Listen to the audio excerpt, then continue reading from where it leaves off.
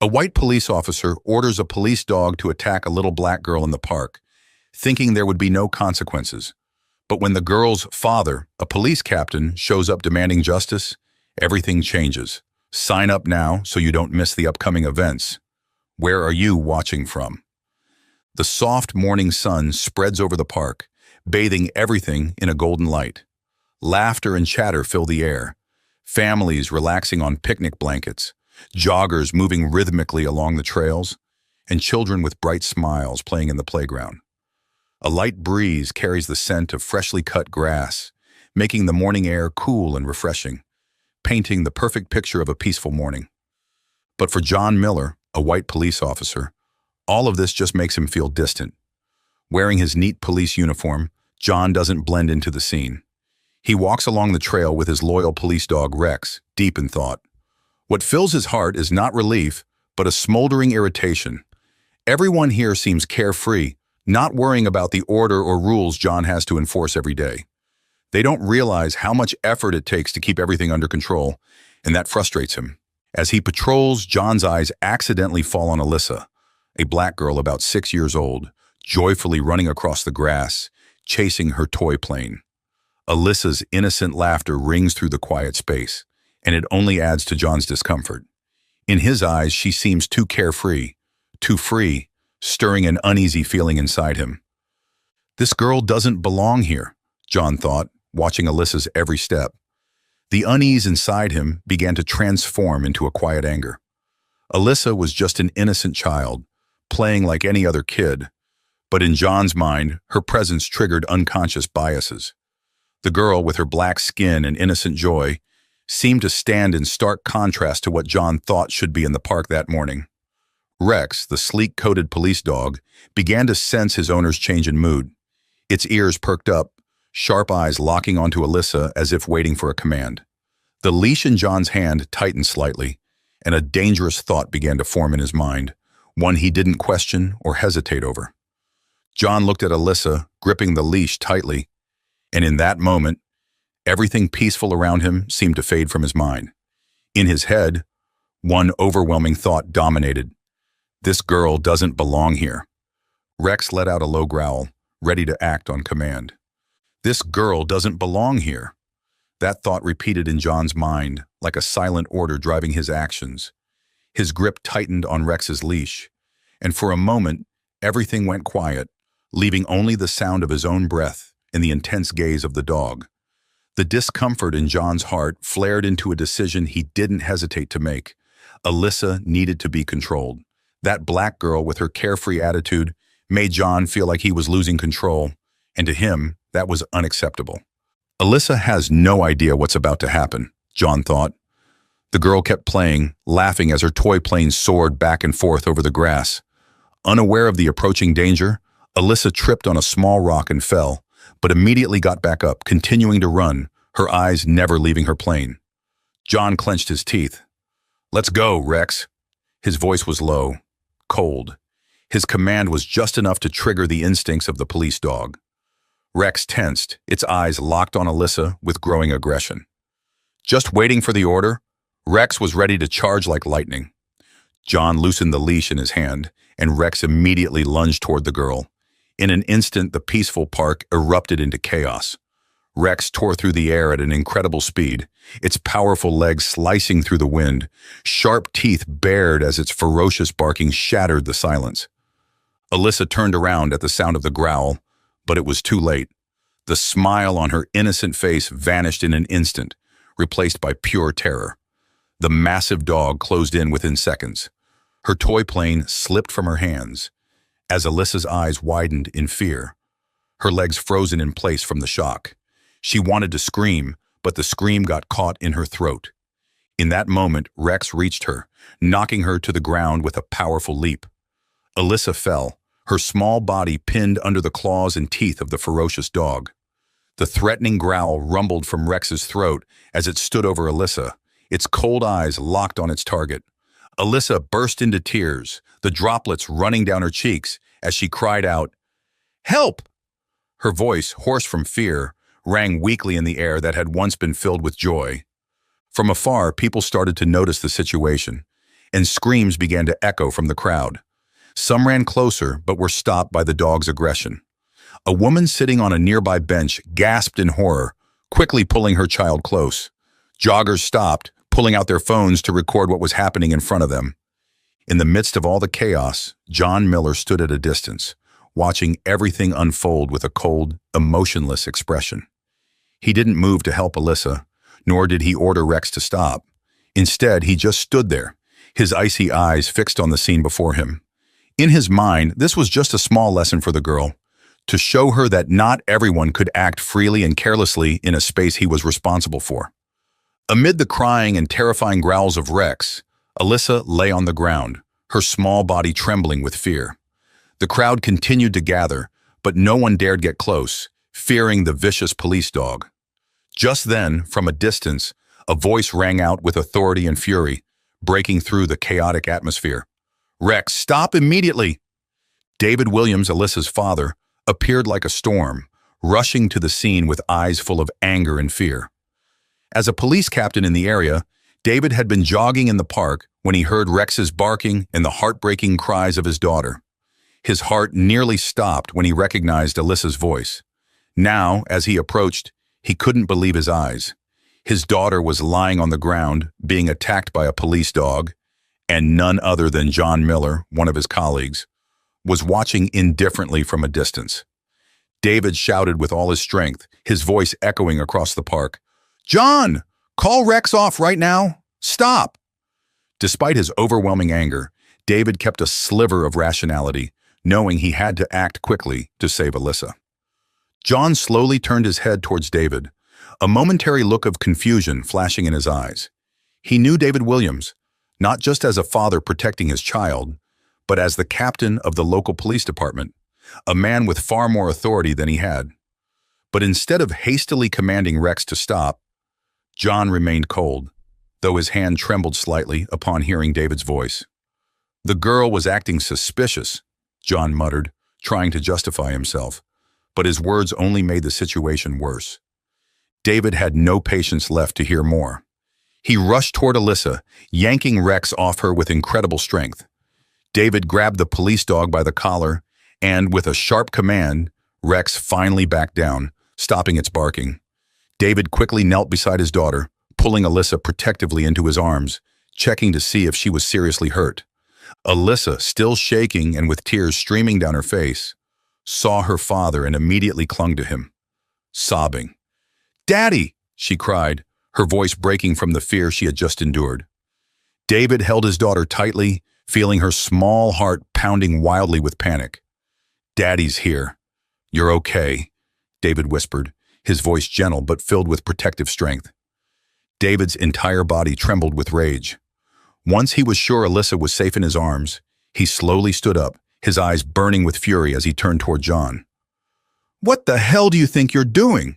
David shouted, his voice now that of a furious father and an authoritative police captain who could not accept the abuse of power he had just witnessed. The crowd around them remained silent, but the outrage was beginning to spread, with many people recording the entire incident on their phones. John stood across from David, but now he could no longer maintain his earlier calm. His hands shook as he gripped Rex's leash, unsure of how to respond to David's anger. In that moment, John realized he had made a grave mistake, not just in unleashing the dog on an innocent child, but in doing so to the daughter of a man with far more power. David didn't wait for John to offer an explanation. "You attacked my daughter without any justification," David shouted, his voice filled with fury. "She's only 6 years old. What could she possibly have done to warrant releasing a dog to attack her? This is a blatant abuse of power." John stammered. I was just following procedure. She was acting suspicious."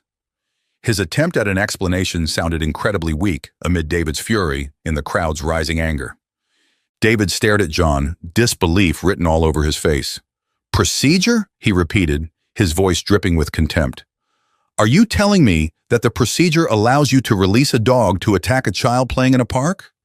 No one in the crowd spoke, but it was clear that they all sided with David. Murmurs began to spread and a few people moved closer to continue filming the entire scene. John now felt completely isolated as no one in the crowd supported him. David turned back to his daughter, gently stroking Alyssa's head to comfort her. But his gaze never left John. "You're not going to get away with this. I will make sure you're investigated and held accountable for what you've done today." The entire park fell into a suffocating silence as David took Alyssa's hand and walked away, but there was no mistaking the determination in his eyes. John Miller stood frozen, watching as David Williams and Alyssa walked away. Each step David took felt like another nail driven into the growing anxiety in John's heart. He knew this was no longer a minor incident. David Williams wasn't just an angry father, he was also a powerful police captain, and his promise of a serious investigation was certain to come true. Trying to maintain some semblance of authority in a situation that had spiraled out of control, John took a few steps forward, attempting to further justify his actions. "I was just following procedure," he said, his voice trying to stay calm but still trembling slightly. "That girl, she was acting suspicious." David suddenly stopped and turned sharply to face John. His eyes blazed with anger, and the authority of a police captain was more evident than ever. "Procedure?" David repeated, his voice full of sarcasm. "Are you really standing here, trying to justify releasing a police dog to attack a 6-year-old child as following procedure? She was playing, John. She did nothing wrong." The tension between the two men was suffocating. John stiffened, feeling the eyes of the crowd and the phone still pointed at him. David took a few more steps forward, now face to face with John, his voice low but filled with authority. "You didn't just make a mistake. You abused your power. And worse, you did it to my daughter." Each word David spoke cut through the facade of authority John was trying to maintain. John opened his mouth to respond, but no words came out. The crowd had grown larger, and their eyes were filled with anger, mixed with shock. Some parents looked at John with disgust, shielding their children from his presence, as if he were a threat. The murmurs grew louder. "This is outrageous," a man in the crowd said loudly. "I can't believe he let a dog attack a kid." The pressure from the crowd began to weigh heavily on John. He felt as if all eyes were on him, judging his every move. Rex, now leashed again, stood still beside John, but sensed the tension. It whimpered softly, as if warning that this situation was no longer in control. David took a deep breath, as if to regain some calm after his sharp accusations, but his eyes never left John, cold and determined. "You won't get away with this, John," David said, his voice now lowered, but the resolve within it had not diminished. "I will file a formal complaint, and you will be held accountable by internal affairs. This won't be swept under the rug like other cases." John heard these words and felt a chill run down his spine. He knew the investigation David promised would not just be an empty threat. With David's position and power, this incident was sure to become a focal point not only within the police department, but also in the media. David bent down to check on his daughter, Alyssa, who had calmed down a bit in his arms, but her eyes were still red from crying. Seeing the pain in his daughter's eyes only strengthened David's resolve. "I'm not just fighting for my daughter," he continued, his sharp gaze still on John. "I'm fighting for every child who has been treated unjustly simply because of their skin color. You will pay for this." John stood there completely lost. He had no more excuses. Deep down, he knew he had crossed a line, not just the line of the law, but the line of morality. But now, with David's fiery gaze and the crowd's rising outrage, he didn't know what else to do but stand still, drowning in shame and worry about the consequences to come. David turned away, this time not looking back. He took Alyssa's hand and gently led her away from the park. The crowd remained silent, leaving John in a hollow space full of pressure. The disdainful glares and the phone still pointed at him, felt like they were drowning him in a sea of judgment. John Miller remained standing in the park, feeling the weight of loneliness and fear pressing down on his shoulders as David Williams and Alyssa disappeared into the distance. He knew that the storm he had feared had truly begun. This incident was not just a work-related mistake. It was an act he knew would provoke strong backlash from both the police department and the public. Especially since the victim was the daughter of a powerful police captain, this couldn't be silenced. Within hours of David leaving the park, the incident began to spread rapidly across the media. Videos of John releasing Rex to attack Alyssa were shared widely on social media. Headlines began to appear on local news outlets. Police officer releases dog on black girl in park, and police captain's daughter attacked by police dog, investigation demanded. The footage of the terrifying scene sparked public outrage, leading to a wave of strong protests. The next morning, David officially filed a complaint with Internal Affairs. The first step in his fight for justice for his daughter had begun. David's complaint not only focused on John's unjustified use of the dog, but also asserted that it was an abuse of power with racial undertones. David emphasized that John had no legitimate reason to attack Alyssa, an innocent child simply playing in the park. Internal Affairs immediately launched an investigation, knowing this incident couldn't be taken lightly, especially with the growing pressure from the public and the media. John, now pushed into a defensive position, was notified that he would be subject to an internal investigation. The anxieties that had haunted him since the incident were now becoming clearer. He knew this would not end easily. At the police station, a strange silence hung in the air. John felt everyone avoiding him. Even his closest colleagues looked at him with unfamiliar, distant eyes. David Williams wasn't just a respected captain, but also a powerful voice in the community. This meant that anyone who sided with John would face pressure from both the public and within the department.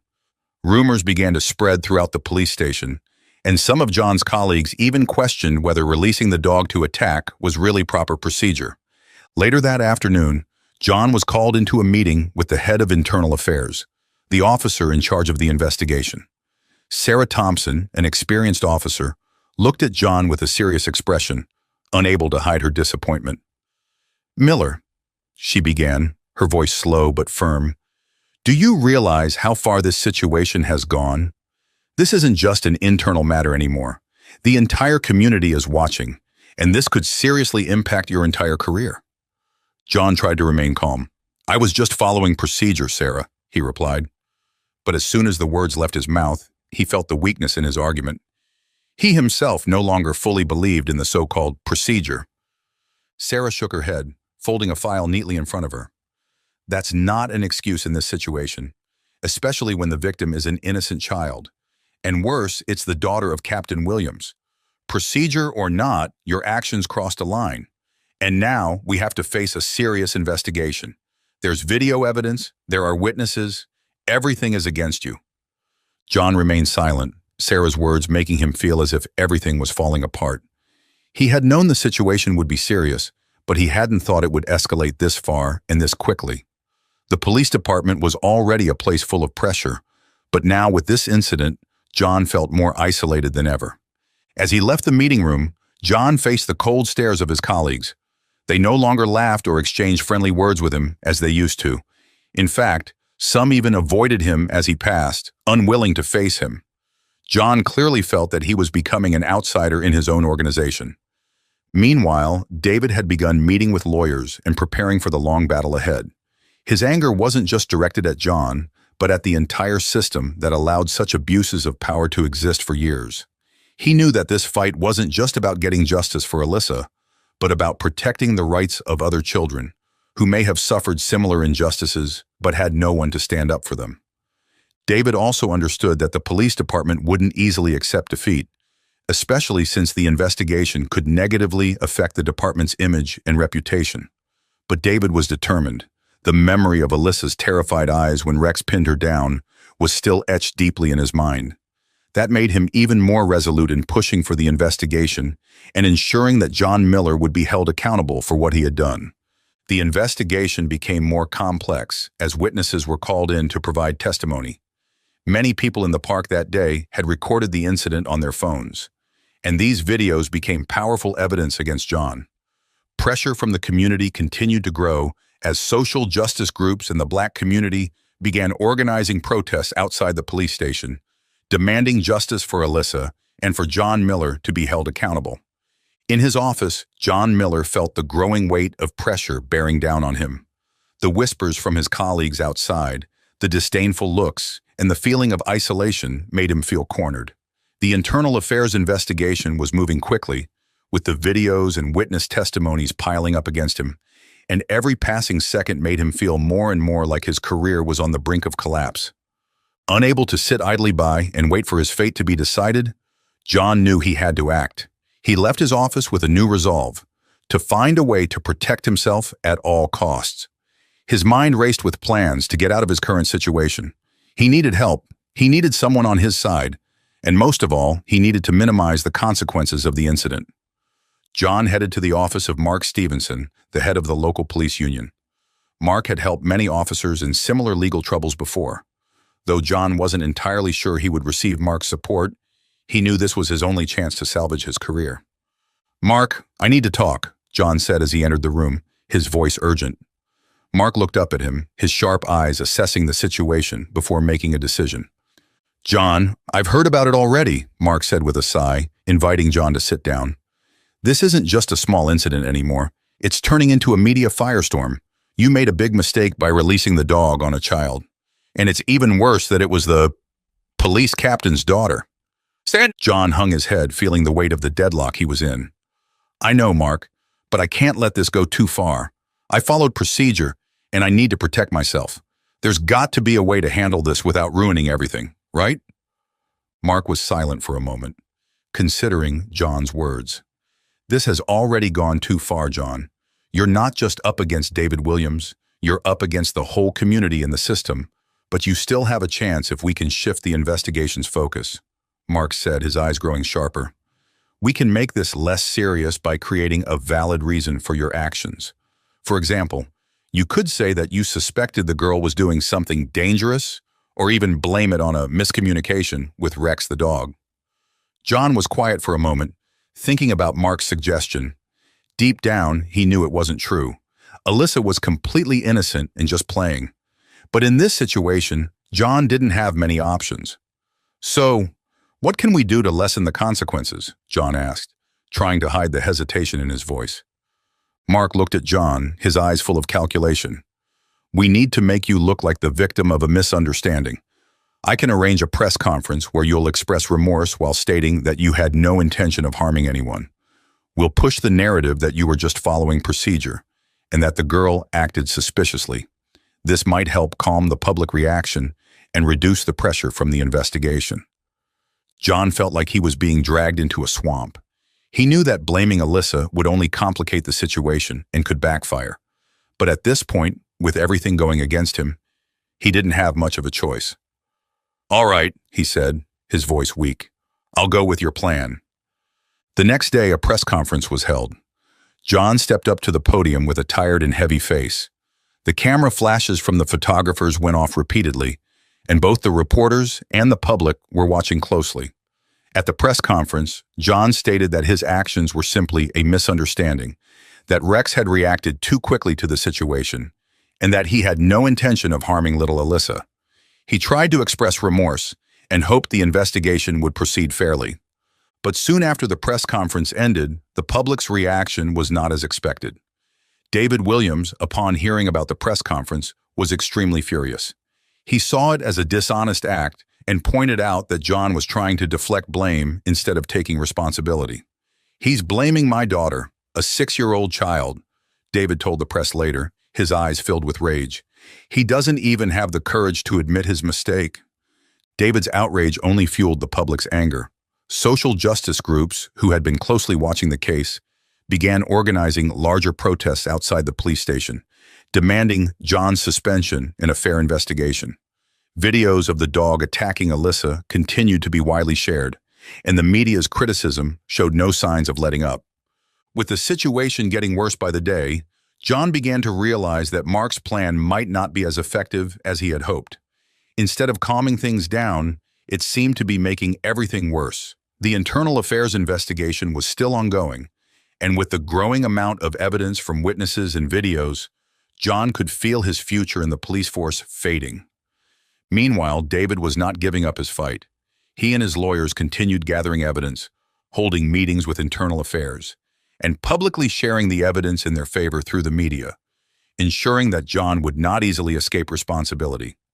When John Miller realized that all his efforts to defend himself were becoming futile and the situation was only worsening, he began to feel even more isolated. The internal affairs investigation had not slowed down, and public outrage only intensified after the failed press conference. David Williams and the social activist groups refused to back down, They were determined to demand a public investigation and justice for Alyssa. Pressure from the media, public anger, and criticism from his colleagues made John feel like everything was falling apart. But just when things seemed hopeless, John received help from an unexpected source. Michael Green, a former police officer and John's colleague before Michael left the force a few years ago. Michael and John weren't close friends, but they had worked together long enough for Michael to understand John's nature, especially in tough situations. Michael knew the system and what was happening within the police department. Justice wasn't always served fairly. Michael arranged to meet John at a quiet cafe in the suburbs, far from the prying eyes of the media and the public. When John sat down across from Michael, his eyes were heavy with exhaustion and stress. He knew this meeting might be one of his last chances to find a solution, or at least to better understand the situation. "John, you're in big trouble," Michael began, not mincing words.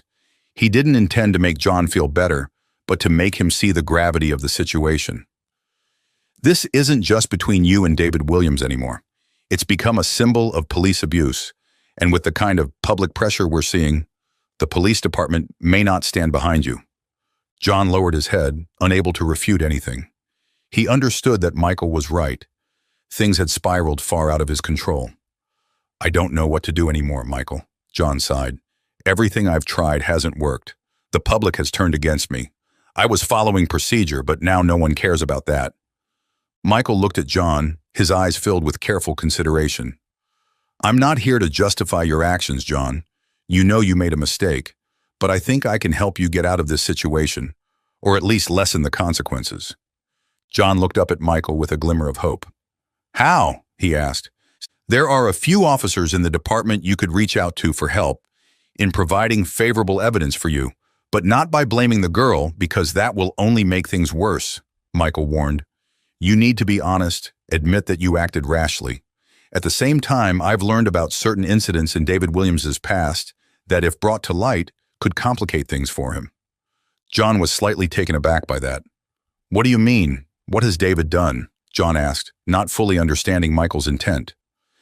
"David hasn't always been the perfect father or model police captain everyone sees," Michael explained.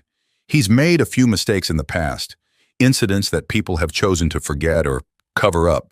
Those mistakes could make people reevaluate him, and that might ease the pressure on you." John thought about Michael's words. The temptation to use this information was strong. If he could undermine David's perfect image in the public eye, it might help him reduce the outrage directed at him. However, deep down, John knew that doing so might complicate things further, and there was no guarantee it would actually work. "I don't know, Michael," John said, his voice filled with hesitation.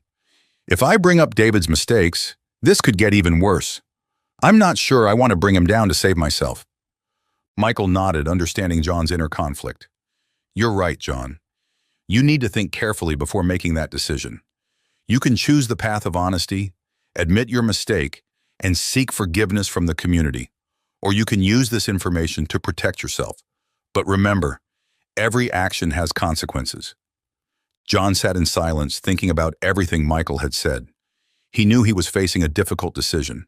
If he admitted his mistake and was honest, he might lose everything: his career, his honor, and the life he had built.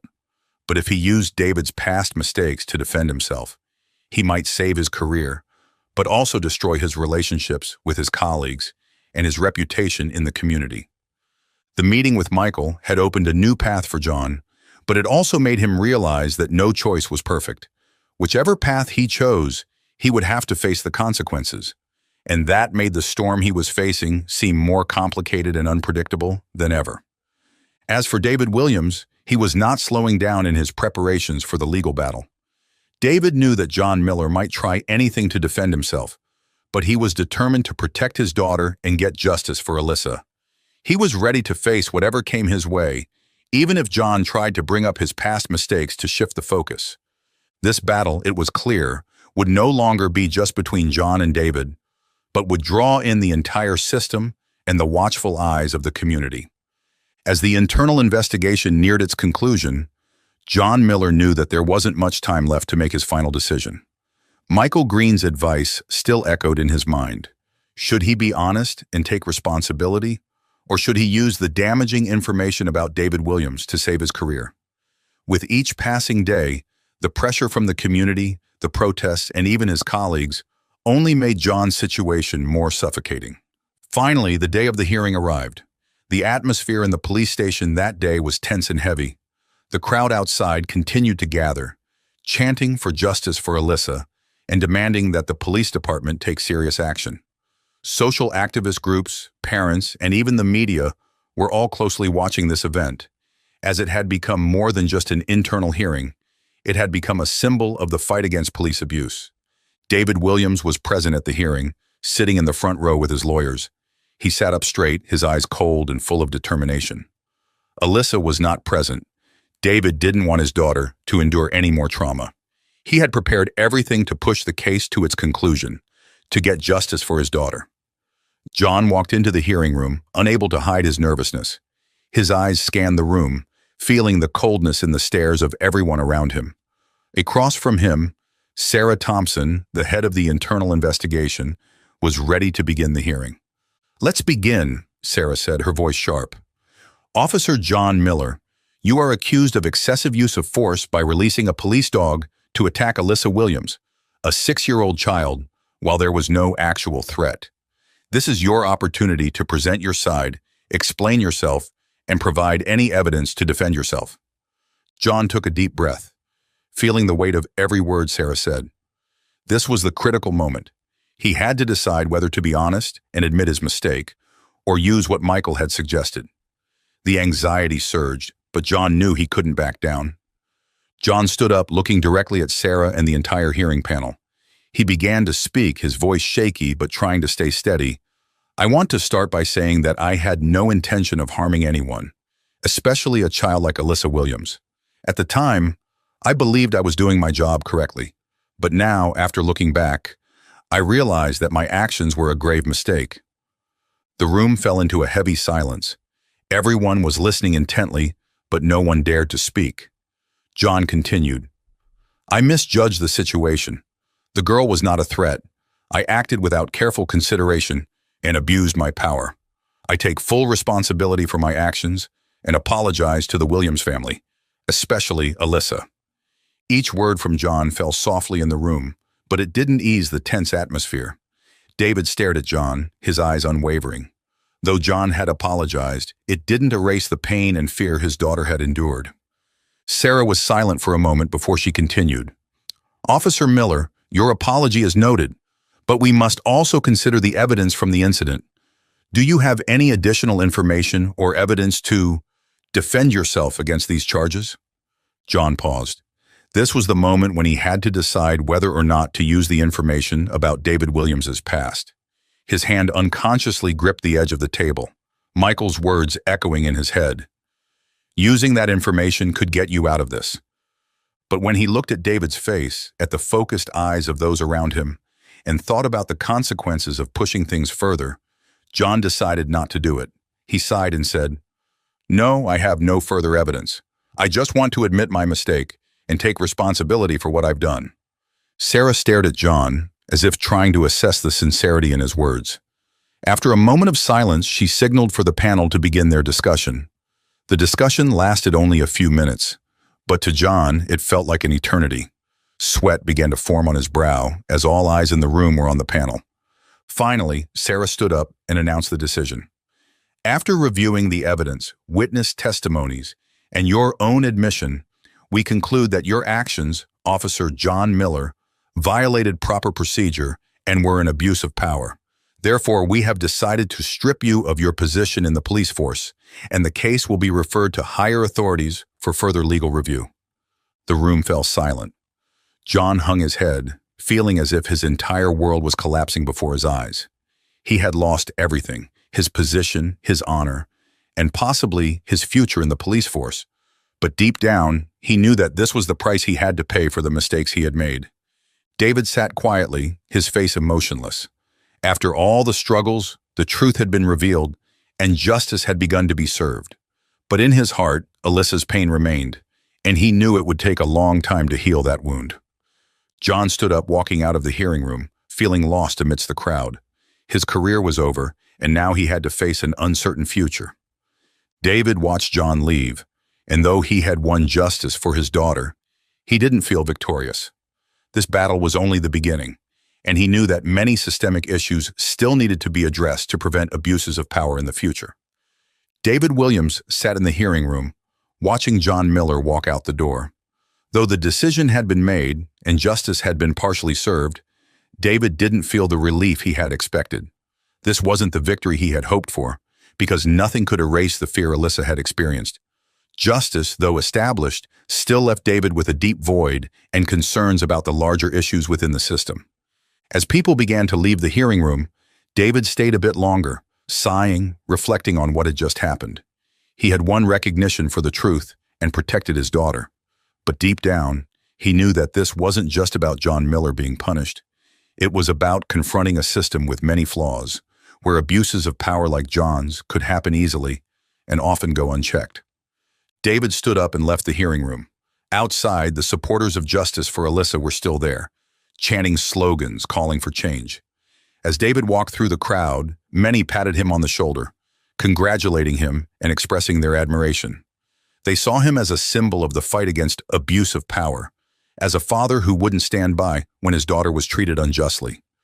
But David knew that justice for Alyssa was just the first step in a long journey to change the entire system.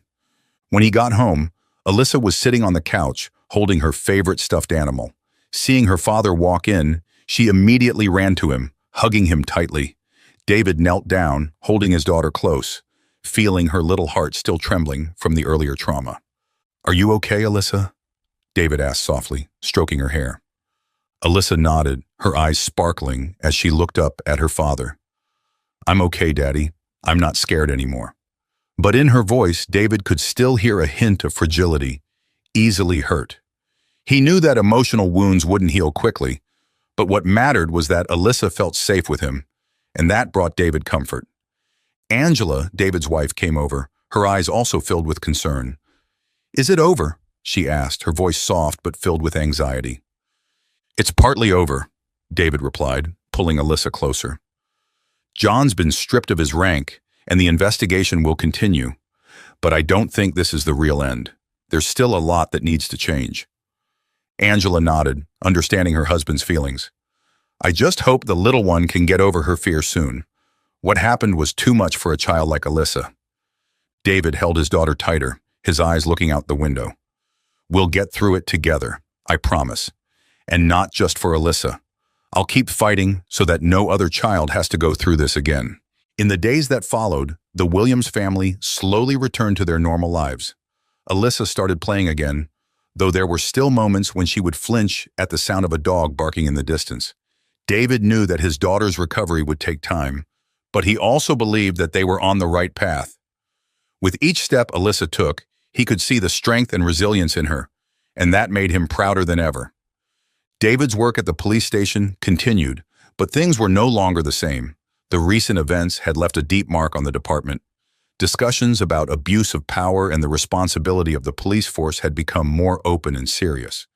Everyone knew that misconduct like John Miller's could no longer be overlooked. David knew that he had sparked a change, even if it was small, but it was a step in the right direction. One afternoon, David took Alyssa to the park where the incident first happened. A gentle breeze blew through, sunlight filtering through the leaves, and the laughter of children echoed in the air. Alyssa stopped at the top of a small hill, looking down at the grassy area where she had been attacked by Rex. David watched his daughter, worried that the bad memories would scare her. But instead of fear, Alyssa smiled gently, turning around and running down the hill with a joyful laugh. She had overcome her fear, and now the park was no longer a place of pain, but had returned to being a place of play and happiness. David stood watching his daughter run and play, feeling lighter than ever before. He knew the fight wasn't over, but at least he had regained peace for his family. And as he watched Alyssa's radiant smile, he understood that this was the most important victory in his life. The journey to get justice for Alyssa and other children like her proved that the power of courage and perseverance could change not just an individual, but an entire community. David Williams fought not just for his daughter, but for all those without a voice, ensuring that no one would suffer injustice because of their skin color, age, or social status. This story reminds us that justice doesn't come from empty promises, but from tireless struggle, from love and responsibility. Through this story, we see the power of a father's love, the courage to stand up for what's right, and the importance of transparency in the justice system. Alyssa overcame her fear, and David not only protected his daughter, but also the future of many other children. If you've found inspiration in this story's meaningful messages, hit the subscribe button so you don't miss out on more stories about courage, justice, and the power of love. Each story is a lesson, a source of inspiration for us to build a better world together. Thank you for watching, and see you in the next videos.